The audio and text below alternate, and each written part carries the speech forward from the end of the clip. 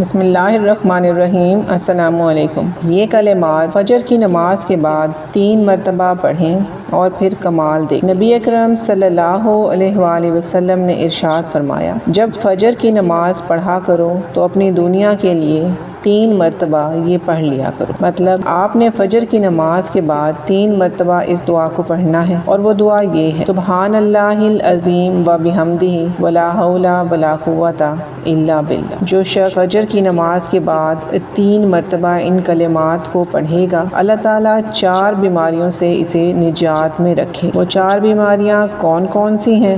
Number 1 پاگل پن، number 2 کوڑ کی بیماری سے، نمبر 3 اندھا پن کی بیماری سے، نمبر 4 فالج کی بیماری سے۔ تو آپ سب لوگوں سے درخواست ہے کہ فجر کی نماز کے بعد ان کلمات کو ضرور پڑھا کریں۔ اللہ تعالیٰ سے دعا ہے کہ اللہ تعالیٰ تمام مسلمانوں کو بیماریوں سے محفوظ فرمائے۔